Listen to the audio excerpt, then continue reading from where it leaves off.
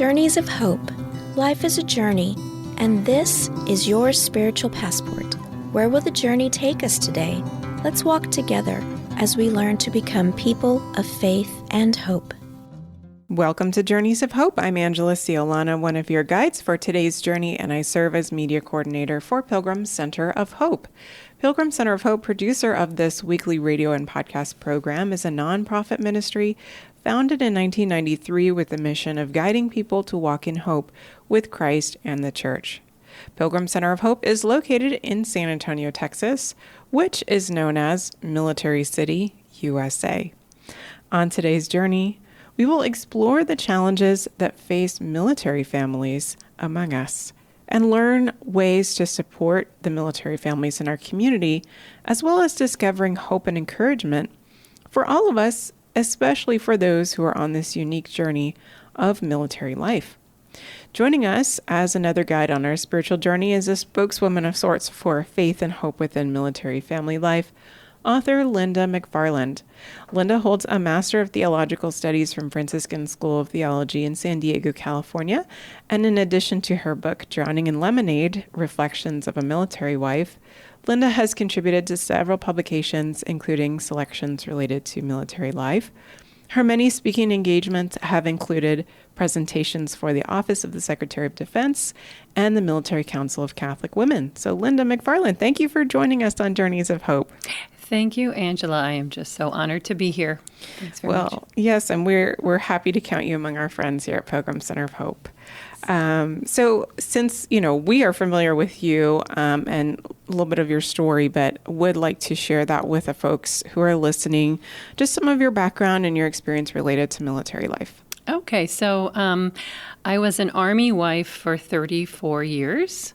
My husband served for 37. I married him, 3 years in there. So I didn't really know what I was getting into. I don't think any of us ever do when we get married. Mm-hmm. But marrying into the Army was a little bit of a culture shock, I'll say. And it only... you think, you'll get comfortable, little things will get better, but actually things got just more and more surprising along the way as our country got involved in conflicts in other places, and my husband and others, many others who serve in the military started deploying to combat zones, to dangerous areas of the world. And I knew intellectually that was always a possibility when I married him in 1984. But, it's kind of theoretical. So it took me a little by surprise the first time he went away when I had an infant and a 3-year-old, the first time he deployed to a combat zone. And it was a very difficult time for me, but it was also a time where my faith deepened very much, and it really set me on a totally different course with my faith life and my desire that I feel God placed in my heart to tell other military families, spouses particularly, and women even more particularly, that God was with us in this mix, and really I didn't think we could do it without him, and that was a journey of its own. But I'm just one of millions, right, of people who've experienced this as the loved one of the deployed person, and but I just felt very strongly that I needed to encourage other women, and that God had sort of given me that mission, if you will, to wherever I could give encouragement, advocate for Army families certainly, and eventually military families writ large, so the other services as well, as my husband continued to stay in. So that's just a little bit of the background. The book came out of that. Drowning in Lemonade came out of that. A strong desire to share with younger women, because at that point my husband was pretty senior when I started writing the book, to help younger women understand that they had to rely on their faith, they had to rely on God to surrender a lot of things that are very hard to give up, to give them to him, and that they would be richly blessed by that. And their lives would be, and their spouse's life, and their children's lives. So that's why I wrote it, and then praise God, somebody published it. And I'm still, not just here, but in other, avenues, talking about it, sharing the story, and just continuing to do what I think God asked me to do with that. So. Well, thank you for answering that call. Now, even if we live in Military City, USA, Yes. we may not be quite as familiar with just the day in and day out and the struggles and obstacles that do face military families. I mean, there is that obvious difficulty of having a deployed loved one and not having them with you in those, the day-to-day, but also those very special moments of the family life.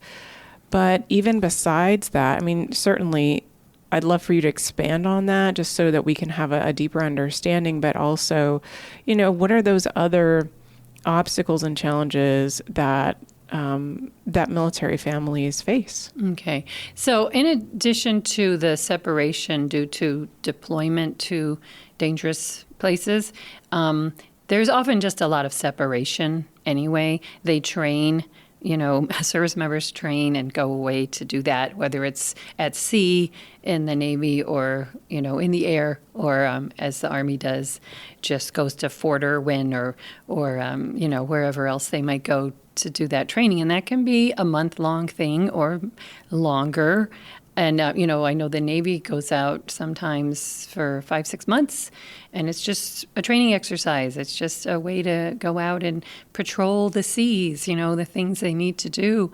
And then a lot of Army units will go away to parts of the world we don't even know they are there. Americans aren't even aware. So I would say that, separation for periods of time, and kind of throughout your career, there will be times like that. And, that's difficult on its own because then, in my case, I'm home, or the wife is home with the children and the day-to-day of everything that happens.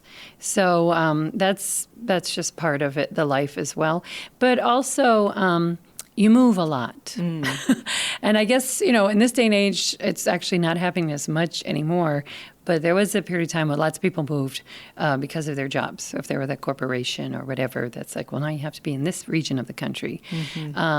For my family, we moved pretty much every 2 years. Wow. Or sometimes even less, which was, I look back and I'm like, that's crazy. But so, 3 years is supposed to kind of be the norm, but sometimes things happen and, the mission comes first, as they say in the Army. So you get up and you go. And we chose always to move as a family when we could. Of course, when my husband deployed, we could not go with him. And when it was time to have a PCS, we call it, permanent change of station, which permanent is not true, but that's the acronym. When you go somewhere for a longer period of time and your family can come and there are arrangements made, either there are, there's housing for the families, or you're given some kind of an allowance so that you can rent or buy a home. We went with my husband all of those times. And so for my kids, that meant 3 different high schools in 4 years, both of them. And both of them moved their senior year of high school. And that it's not as difficult academically speaking, like with records and things, when they're in elementary school or even middle school. By high school, when you're thinking college and beyond, the logistics there and the hurdles there to get transcripts transferred over to a new school district. Well, we don't have that class. So, let's say it was this class and that wasn't the class at all, but it's the closest they can get. Yeah. And there used to be a time, I don't know anymore, it's been a few years since my kids were in high school, but sometimes the grade point averages were figured differently. So you could have had a higher grade point average in this Department of Defense school, and now you're in a civilian school in Virginia, and guess what? All of a sudden your grade point average drops. And that's a little startling, to say the least. And there were just always struggles with that sort of thing in the schools. Like, well, my child used to play this sport, and you don't offer that sport here. Or, Right. He was playing varsity where we were, because it was a small town, and now he's in this bigger city, and you have to be a senior basically to be on the varsity, and so there's a demotion there, so you don't even think about all these little struggles that aren't so little in the child's life as you're moving around. So that's another issue. You're always finding a new church family, you're always finding a new parish, military posts or bases, depending on which service you're in. They often have chapels on the installation, and there's usually, for Catholics, a priest there. He may not always be an active duty chaplain. Sometimes they contract to local civilian priests to come in to do the sacraments. But you don't have that presence all the time, which is, again, a struggle. But a big portion of our families actually live off post, live off the installation. And so they're in all your parishes that are around a military installation. You will have military families there who go to Mass, send their kids to religious ed, even put their kids in Catholic schools. My daughter lives in North Carolina, and her 3 are at a Catholic school right now, elementary school, because they're 40 minutes from post, So, but all the other challenges are still there. The moving frequently, the soldier going away for periods of time, whether it's training or combat situations. So that's kind of always there. So that's a couple of little things. There's medical stuff if your child has issues, or you do, that require certain types of care. Finding the right doctor. Is there a hospital nearby? Some places now the military won't even allow you to go be stationed there as a family if there's a family member with issues, and they cannot provide support, and there's no local support.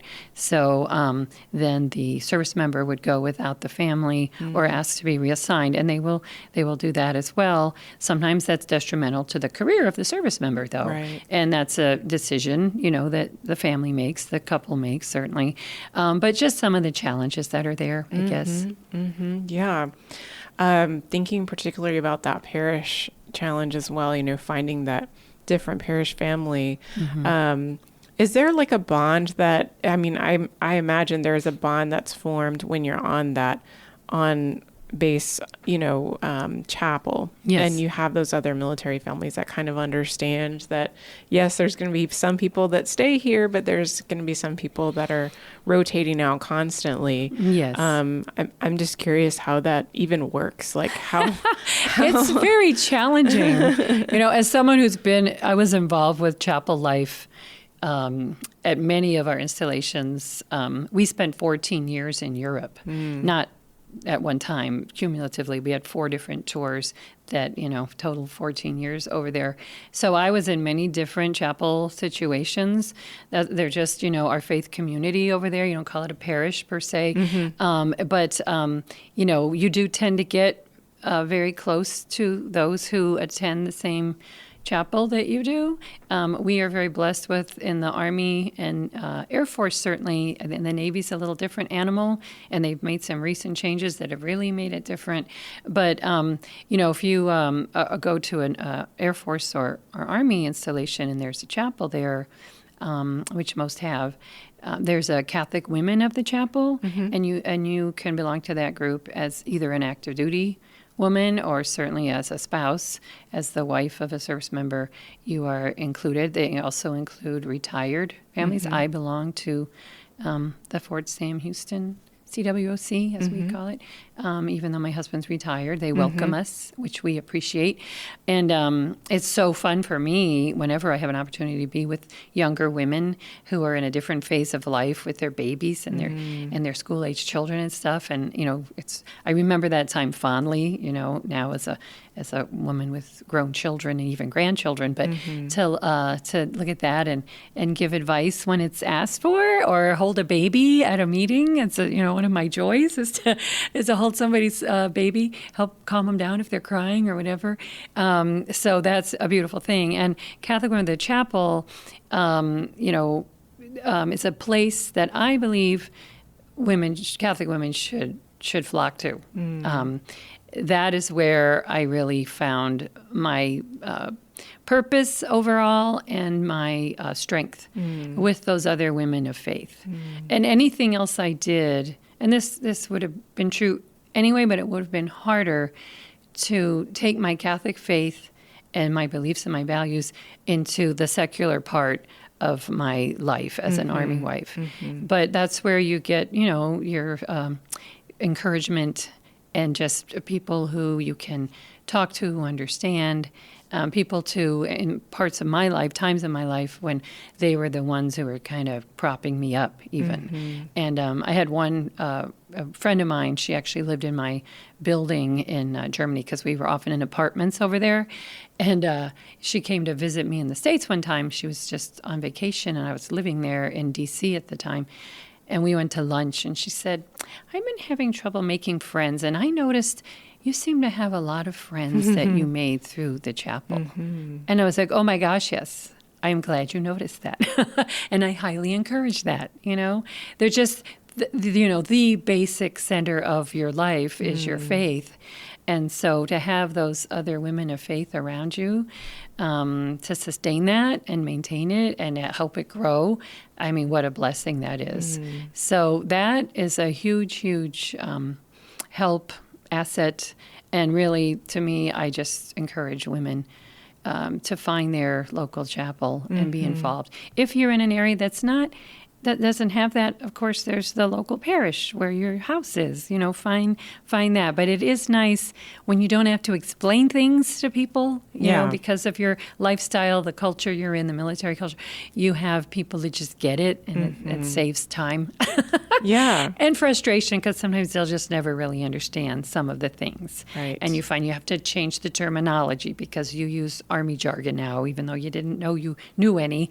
It becomes part of, your language. And so if you can just be with other people who get that, that's really huge. Absolutely. Yeah. I love that there are those support structures that are built into military life because it's so needed. I mean, all the obstacles, the challenges that you've mentioned, and I'm sure there's many, many more. But, to deal with that, just on your own would be absolutely, really, really challenging. So to have those support groups and places where families can go is important. I'm also thinking about, as you mentioned, some families that are living off base or outside of the installation, and they're having to go to, a parish where there are mostly civilians, and moving your family from one place to another in that kind of context. You were talking about your sons with sports. I'm thinking about religious education, right? Like how the religious education system differs from parish to parish. Yes. Let alone city to city. Yeah, and so really you could say diocese to diocese, Yes. because, we were in the military archdiocese, right, for a lot of my husband's career. And then if you find yourself in a civilian neighborhood where there's not one nearby and your kids go into a civilian religious ed program, I remember at one point when my son was in middle school and their confirmation program was a 2-year program. And so he started the first year there, but he was really ready to be confirmed, And so there was a discussion with the religious education coordinator, and I was getting ready to go to the priest because they were saying, well, he's not. And I'm like, no, but his formation to this point, he's like a little farther along than you are. And then they also wanted kids who belonged to the school there, they were to altar serve, right? I think when they got to a certain age. So that was not counted as like something for confirmation, like a service thing, a requirement for confirmation. Well, my son became an altar server, but he didn't go to the school, the Catholic school. So it was something he wanted to do because he wanted to serve. And I couldn't make them understand that this was not because it was a requirement for him. It was a desire God put in his heart, and he wanted to be there. And they were like pushing back and like, altar serving is not one of the service things requirements you can meet. And I'm like, but I don't understand. Yeah. Well, you know what? We were there 1 year. We went back to Germany, and he was confirmed in Germany. Wow. So I'm like, okay, I guess God took care of that. Yeah. Well, these are the little things that oftentimes, civilians may not even consider. We know that the major highlights, right, of military life are obviously very challenging. But to have that dynamic and then also just, I imagine, just the difficulty of supporting your spouse emotionally and spiritually, right? So when they are with the family, that could also, I imagine, bring some challenges as well. It does. It does. Reuniting after a long deployment is kind of a dance. Things have changed. Your children have grown older. They've experienced things that my husband and other fathers miss out on, or mothers. You try to include them the best you can, but of course it's not the same. And so that, and then the person at home, the parent at home, kind of gets used to, well, this is the way we do things now, because you do everything. It's like being a single parent in a lot of ways. And if they're in a combat zone, please don't bother them with your everyday concerns, because they're trying to, take care of themselves and others, and it's very important that they be able to focus on that. So only in the most dire situation, somebody's in the hospital, something really bad happened, but you take care of the day-to-day things yourselves as the single parents who are back. So when they come back, all of a sudden you're now sharing parenting duties again, and maybe your parenting is a little different than your husband's, say. And so that can cause friction. It really can. It does for some families. I really think, your parish, well, in this case, your chapel pastor, there's going to be hopefully a Catholic chaplain, a priest there, who you could go see together. The military does offer behavioral health or mental health support. They have assets for that as well. And there's a family life chaplain, not necessarily Catholic, but from a religious vantage point that people can see as well, if that, time-wise or whatever works better for them. But yeah, it is its own challenge. The faith that you both have, that you brought into the marriage, hopefully, or have come to the same place, is a huge, huge help. I really believe that. It certainly was for my husband and me. This is, you're the person I married, and we made promises to each other, and God's a part of this mix here, and we're going to do this together with His help and with His grace. And so I urge people to rely on that. Things will get tough. Life is tough, whether you're in the military or not. And you have to, open up and let God's grace in to help you with the strength, the peace, that you need to manage things, and to talk openly and lovingly with one another, realizing He's there with you. Yeah, no, I appreciate that. That's those are the inner workings of a family that, are behind the scenes very much, and oftentimes don't get acknowledged. So sometimes just to hear someone say, yeah, this is what happens, when my spouse comes back from deployment, can be really, edifying, just to hear someone else acknowledge, yeah, that's tough. That's really tough, Yes. Yeah. And I was going to say there are issues too. We had some certainly with people we know who are post-traumatic stress, have experienced that. And that can be really not just a challenge, but sometimes even kind of scary for a spouse. If the PTSD veteran, there are times when he or she does not know where they are or who you are. And I've had people explain this to me from their own experience. And obviously they need very serious professional care. And that's another complete issue. But again, as the spouse of faith of this person, give them back to God. Lift them up and ask for His healing, His help in your relationship, and realize that the person you married is in there, and you're going to stick with this, but also pray that the two of you can get him to the place he needs to be for the help that's required to help bring him back to himself. Absolutely. So, yeah. Yeah. That is, again, that's an issue that really, today, these days, we're just starting talk about more openly in public, and I'm so grateful for that. So glad that we're able to really support people in that way, to acknowledge not only the spouse but also those who are experiencing PTSD, that hey, this is kind of normal for your brain to be acting this way, right? I mean, you've been through a lot. You've been through a lot. Yes. And this, applying not only to military families, but also to folks in public service. There are, of course, lots of different iterations that, we could experience in life that ultimately lead to these kinds of challenges. And so, Lynda, I'm so glad that you're here with us on Journeys of Hope, because, here we are, we're talking about some of the difficulties, some of the challenges that, that face military families. But again, maybe you're listening to this and you're saying, oh, my husband's a trucker and he's away a lot, and he sees a lot of things without our family. Whatever it is, I'm hoping that through this conversation, we're able to shed more light on how we can find encouragement, how we can find hope. After all, this is Journeys of Hope, right? Yes, indeed.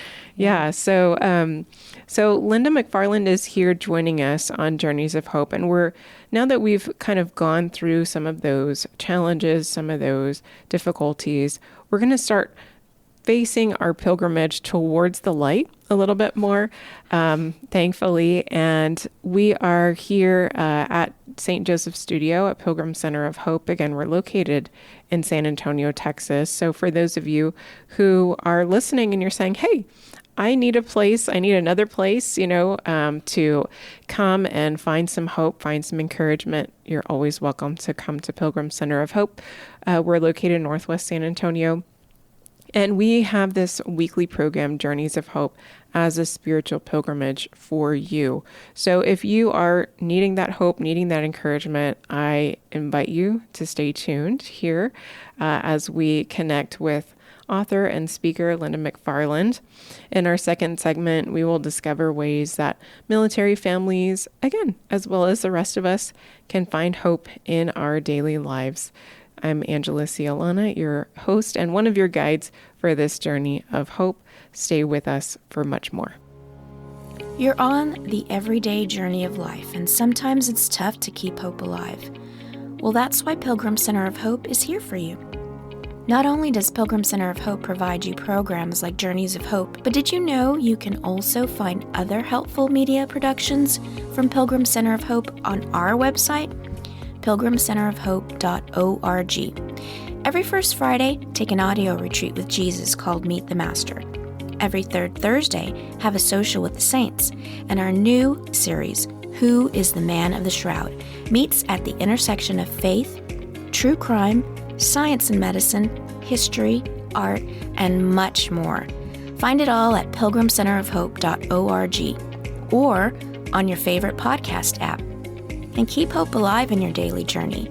Pilgrim Center of Hope, guiding people to Christ.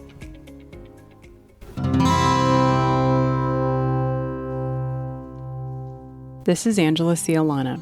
And I'm Jason Nunez. We are two of the hosts of Journeys of Hope, the weekly radio broadcast and podcast program that brings you inspiring stories of faith, hope, and love from around the world.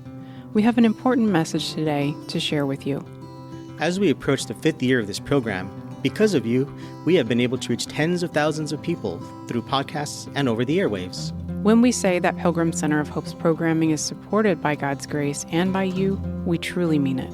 We're grateful for everyone who has supported us to make our mission possible since 1993. This effort of support and the need for support is ongoing. Presently, Pilgrim Center of Hope is seeking monthly supporters who want to help us continue our mission of guiding people to encounter Christ. You can also make a difference by sponsoring a week of Journeys of Hope for only $50. You can dedicate a week of the program to a special person or organization of your choice. This can be a spiritual gift, an honor, or in memory of someone who has touched your life. Your dedication will not only honor your loved one, but also join us in our mission of evangelization and spreading the good news of Jesus Christ to thousands of listeners. Please consider becoming a monthly supporter of Pilgrim Center of Hope or dedicated Journeys of Hope program today, you can do so by visiting pilgrimcenterofhope.org and click How to Help. There, you'll find a donation form. Or, if you'd like to dedicate a Journeys of Hope program, you can do so on our wish list. Feel free to call us at 210-521-3377 to discuss how you can partner with Pilgrim Center of Hope to continue guiding people to Christ. Thank you for your generosity, and as we say at Pilgrim Center of Hope, every little bit helps. May God bless you. Welcome back to Journeys of Hope. I'm Angela Sealana, Media Coordinator for Pilgrim Center of Hope, and this is our weekly program, Journeys of Hope. Today, I am joined by author and speaker Lynda MacFarland, who has been helping us to explore some of the challenges that military families face, and perhaps you may also find those relevant for your own life and your own family. Lynda, thank you again for joining us. Thank you. Well, let's look at the hope that we can find in these situations. So, first of all, what is some of your overall most important recommendations that you have for people that are, struggling? Maybe they are new to military life, or maybe, they find themselves in a new situation within the military context. So what recommendations do you have, first of all? Oh, my goodness. I have a lot. I'm like, oh, this and this and this. And I'm like, which do I say first? So the bottom line is, do not isolate yourself. Do not go through any challenge alone. And so find that chapel group, find someone in the unit your soldier belongs to, or your service member. Sorry, I'm Army. I tend to always talk about soldiers. But, find other people to be with. There are so many opportunities for volunteering on military installations. So find those. There's an office in the Army. We call it Army Community Services, but I'm sure the other services have something similar where you can go, and they usually have a volunteer coordinator, and that person can give you a list of all the many places you can spend some of your time. Some of them will even offer childcare if you have kids at home. Not always, so that's a kind of a little caveat there, but some will. Or, if you're making friends, if you're meeting people in the unit or through your chapel or both, there are also cooperative ways to do this. You watch my kids on Tuesday, I'll watch your kids on Wednesday, and each of you gets that time doing something outside the home for someone else. That is always a way to sort of lift yourself up out of yourself. I know I found that very, very helpful many times in my life, to have other people who have needs that I can help alleviate some kind of suffering for them, or provide something that they're lacking. What a gift to be able to be a part of that. So then you kind of feel a little productive. You're talking to other adults, not just your children all the time. So important. So I just cannot stress enough, you need to be out there. God created us as social beings. We are meant for community. So this is a society, a culture, not just the military culture, our American culture, Western culture, where everyone's on their phones and everyone's like, well, I can shop from home, and they'll, I just go and pick it all up, or they'll even deliver it. Some stores will do. I mean, we're limiting our time with other human beings. And to be a whole person is to be interacting with other persons, basically. And if we're not doing that, we will probably get kind of sad. And there may be times when it even turns into anger. Our frustration turns into anger, or we just feel so alone and isolated that we feel like nobody loves us, particularly if the soldier is gone and you're there alone.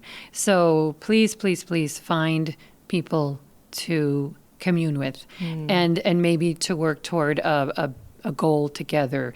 Positive and productive were often my watchwords when my husband was deployed. What am I doing that's positive for me and my family, and what is productive for the community?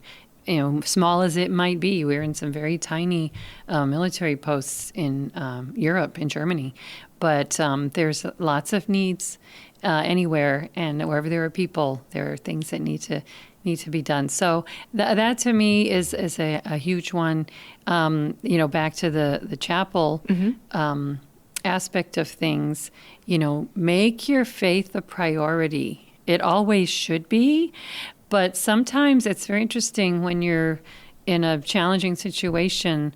Mass is the first thing to go out the window. Like, I don't feel like getting up and getting all these kids ready and heading out the door for Mass and looking presentable. I've been schlepping around all week in my sweats or shorts or whatever, and I got to, put on something halfway decent to take these little ragamuffins to church. It's just, I get it, but I could not have made it through without Mass and the Eucharist. That was my, saving grace. So, and literally, and it can be for everyone, should be. So, and you will find, if you get there, guess what? There's a whole bunch of other people there. So there are people worshiping with you, but also people you can speak with after Mass, maybe get involved at church teaching religious ed. If that's like, don't want to be around any more kids than your own, and I get it.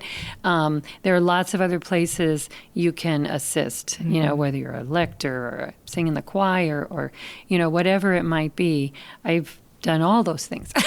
And that's the thing, too. As you move around, when you move a lot, you can sort of not reinvent yourself, but try something new that you didn't do at the old place. Everybody knew you as Lynda, the choir member. Well, here you get to be Lynda, the RCIA member, There you go. And it really was wonderful. And you sort of expand your horizons and you stretch yourself a little bit. And then you see that, the body of Christ is really very diverse, and there are so many ways you can help, and that's very rewarding.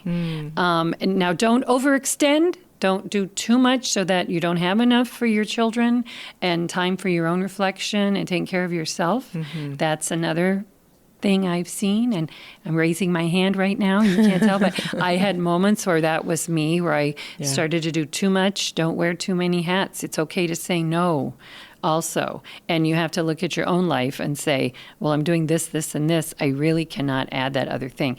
People love when they see someone all the time, a busy person, they're like, there's our go-to gal, right? And it's like, I'm not. I'm sorry. I am filled to the brim here with activities, and adding another one will make me bad at all of them. And then I still want to be a good mother, and I want it when my husband's around, be a good wife, a good partner with him. So, you just have to kind of discern. And so pray about it. Pray about, is this what you want me to do, Lord? If this is really it, then maybe something else goes off the table.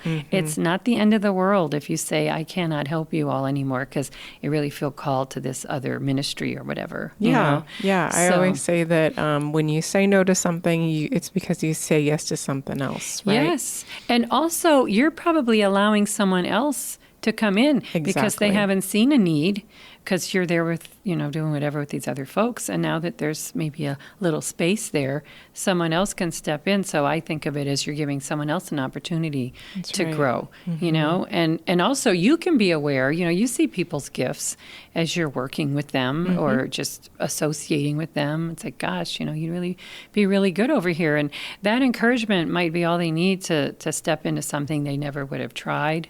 So lots of good opportunities there. So I do offer those. If you are feeling, even doing all that, and you're still not feeling like you can handle some things, or you're feeling really kind of depressed, not just sad, but depressed, please seek some sort of help with that. I did, and that's one of the things that's in my book, Drowning in Lemonade, is I sought professional help, but not like right away. I denied that I had a problem for a long time. I rationalized. Otherwise, I like to say I irrationalized because it didn't make any sense. I'd always been this very active, involved person in my community and my church, and all of a sudden, I wanted to do nothing. And I became this person who sat on the couch and watched really bad television while my kids were at their summer jobs and my husband was at his job where he was gone 12 to 14 hours a day, even though he was not deployed.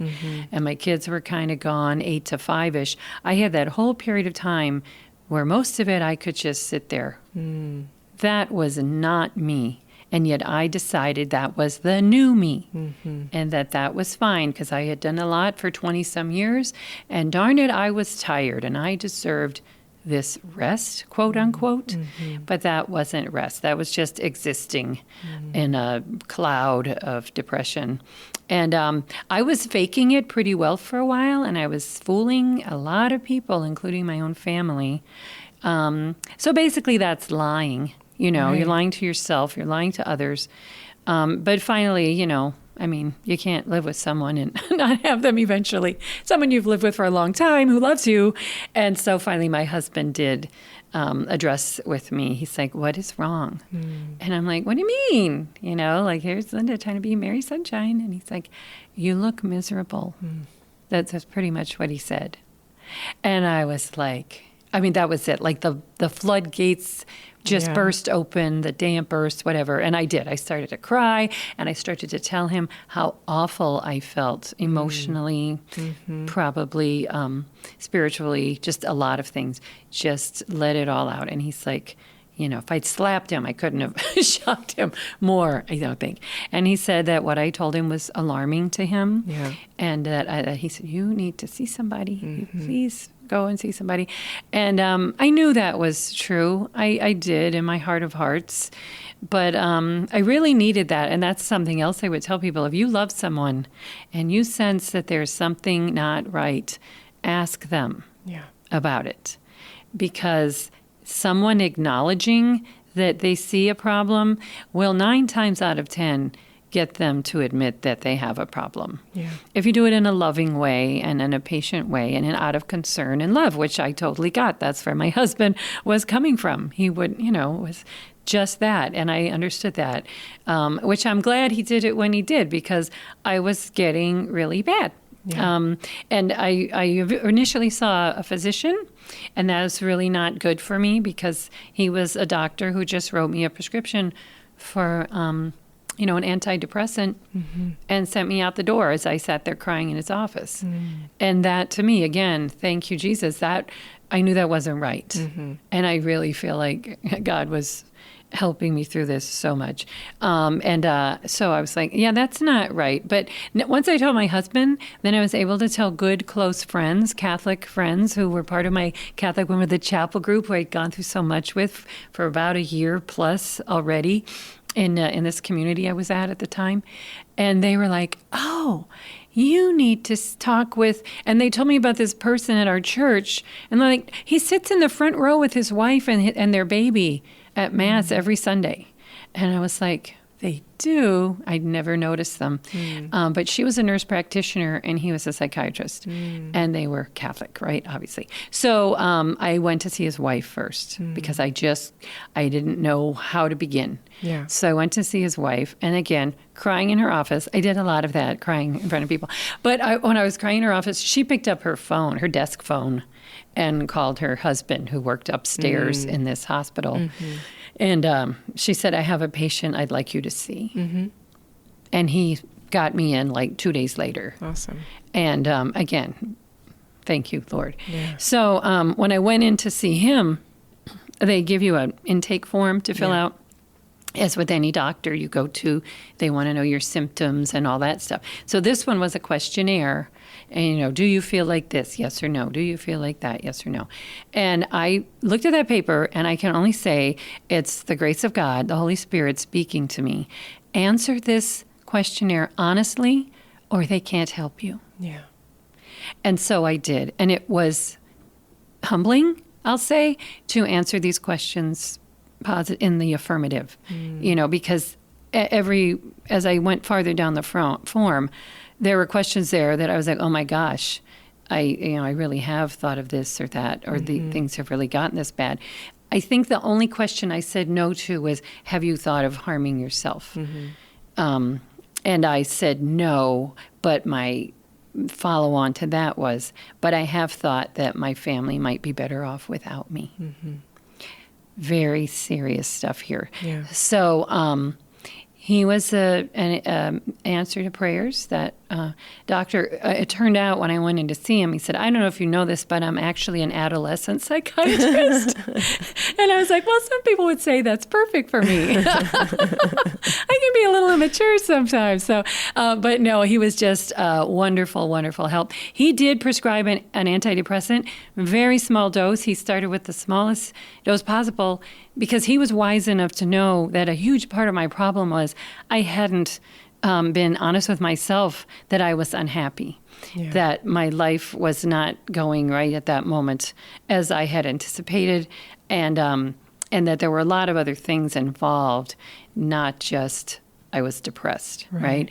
And just openly sharing that with someone, honestly, I felt 10 pounds lighter when I walked out the door that very first day. And I continued to see him, I think, for about a year. We even actually moved to a new location in Germany. It was an hour away, and I would go once a month, and I would drive from our new duty station back there to see him. And he continued me on this tiny dosage of medication. I don't really think I needed it anymore. And in fact, I went for a refill at the pharmacy there in the hospital one time after seeing him, and the pharmacist said, this is like something they might give a 5-year-old. Sure. I'm like, well, God help us that there are 5-year-olds that are suffering from depression. But also, I said, I don't care. My doctor has prescribed this, and my husband's in Iraq. And it was a very, very difficult time. He was commanding, so in charge of a large group of soldiers and Marines and Navy SEALs and airmen and Coast Guard. I don't know. He just had a lot of people he felt personally responsible for, as any good commander would. And we were losing them every week at that time. This was 2006. And I was living in a community with families who were scared and sad, and rightly so. Yeah. And this was after I'd gone through my own big, period of depression. Yeah, it's a lot. So I feel like God allowed it in the way that it happened so I could be more compassionate and an advocate for our families with the Army, with the higher headquarters on what our families needed. So I am grateful for when it happened and that it happened, believe it or not, so that I could kind of be there for others. Absolutely. And I won't say, I did everything perfectly or that everything went perfectly, because we're human and it doesn't and it won't. But I do feel, I said something one day. My sister had emailed me and said, you're doing so much. And I was at that time. My son was in high school and, a junior in high school by the second year. And my daughter was in college in the States. And we were in Germany. I had lots of time all day long to take care of all kinds of things. And so I wasn't working. This was my job. I was a professional volunteer, I like to say. And I said, you know what, though? The Holy Spirit animates me. And she's like, I can't imagine, because you're pretty animated on your own. So. But I was like, no, if I didn't have the Holy Spirit and my faith that God was walking through this with us, all of us, I would be in a fetal position in the corner of our bedroom every day. I would not be getting up and attempting those positive and productive things that were going to hopefully help some of our families to the best of our ability as humans. You know? So I was. It was a very tough time, but I really wanted women, particularly. So my subtitle is Reflections of an Army Wife, and that's because I was getting to be a more senior wife, and my husband, a more senior officer in the Army, and I was like, if we continue to do this thing, and I'm joyful even now, and certainly happier and wanting to do things and energetic and enthusiastic, all these wonderful things. I don't want a younger woman to look at me and say, well, she seems fine and she's been doing this for years and I've been doing this 3 years, 5 years, and I'm miserable. What's wrong with me? And I'm like, nothing, sweetheart. Absolutely nothing is wrong with you. It's certainly a natural response. If your soldier keeps leaving and coming back and leaving again and going to dangerous places, and you're having another baby and it's a new year, and I'm like, no, you're feeling kind of sad about all that is perfectly normal. But let's make sure you have support and respite and know there's a God who loves you and sees you, and pray to the Blessed Mother. I don't know, all sorts of things that we can do. So I didn't want people to think, I had some magic solution. I'm like, no, I went through a very dark valley, but I always say that I never doubted that God was with me. I never gave up that hope. I think I might have been close to it when I answered that last question, and but still felt my family might be better off without me. That's despair. That's not a place any person of faith ever wants to be. If it's chemical, if it's hormonal, if it's whatever, it's not you. It's something else sort of taking over the person that you are meant to be, that God wants you to be.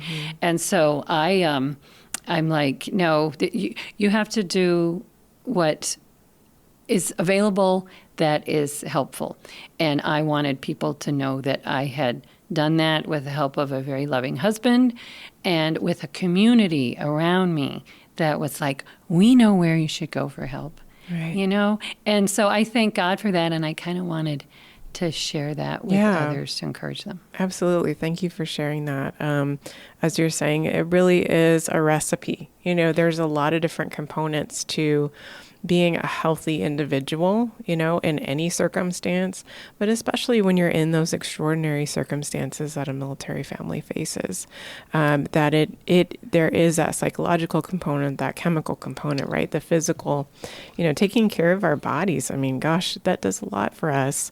And having the community, having the faith aspect as well, being involved, as you said, being productive for your community as well. So all of those things are going to help us to be more resilient Exactly. and to be more hopeful and grounded in our circumstances. Are there any other daily practices that you would recommend for military families to kind of build up that hope and encouragement? Okay, well, first, on the practical side, so the Army, I don't know if they still do. My husband retired in 2018, so it's been a few years, although I still spend time with military families through speaking with Catholic women's groups that are military affiliated. But as far as programs go, I'm not that familiar anymore. But they used to have this thing called the performance triad, okay? And that was sleep, exercise, nutrition. And that's part of who we are. Right. We are physical beings as well as spiritual beings. And you have to take care of you take care of your body through what you're eating, getting the right amount of sleep, and getting some exercise. All of those are very important for your mental health as well as your physical well-being. It's a whole person. Again, we go back to that. So for me, the triad is mind, body, spirit. And so you incorporate these three practical ones into the three spiritual ones and just the human person portion of us. And together, that's what hopefully makes for a complete picture for each of us. So, for me, when my husband was deployed in Germany, he went twice, our last tour.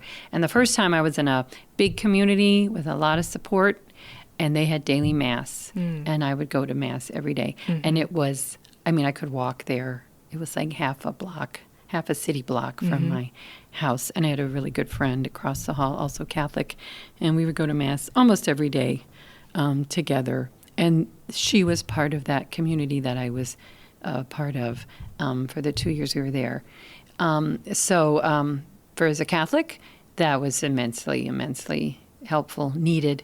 Now then we moved to the smaller community where my husband deployed and was responsible for all those individuals. We did not have daily mass. We got our priest on Sundays. And that was tougher. There were communities I could drive to, but they were farther away, so it didn't happen all the time. I think I really missed that, but I also feel like God I had a lot of what I call consolations in that very difficult time when we were losing so many service members in combat. I was able to associate myself with other religious organizations that were just like passing through. It was crazy. And I was like, I'll host you here.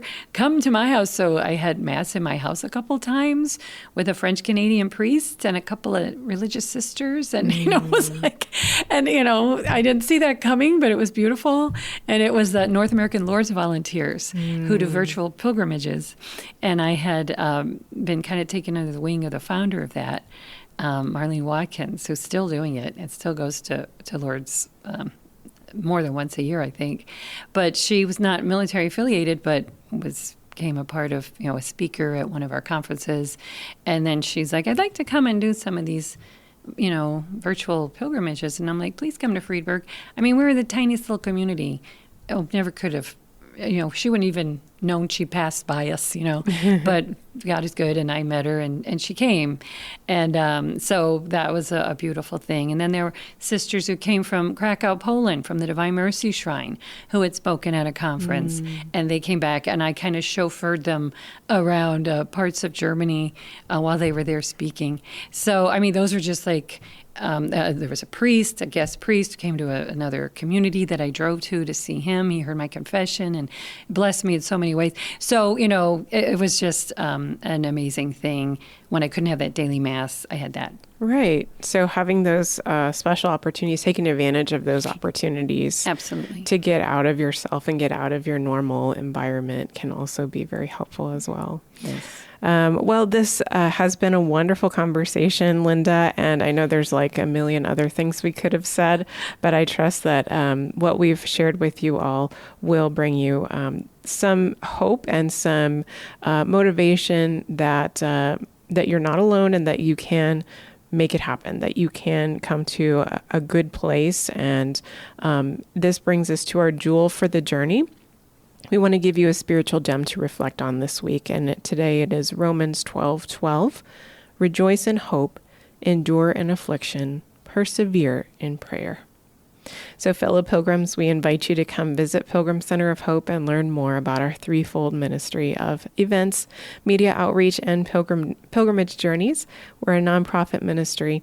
We invite you to join us in this vital mission of evangelization, guiding people to Christ and the church. And you can learn more about us at pilgrimcenterofhope.org. That's pilgrimcenterofhope.org, or call us 210-521-3377. And fellow pilgrims, let us strive to live each day with love, faith, courage, and hope. Until next time, thank you for joining us on Journeys of Hope. May God bless you in your journey.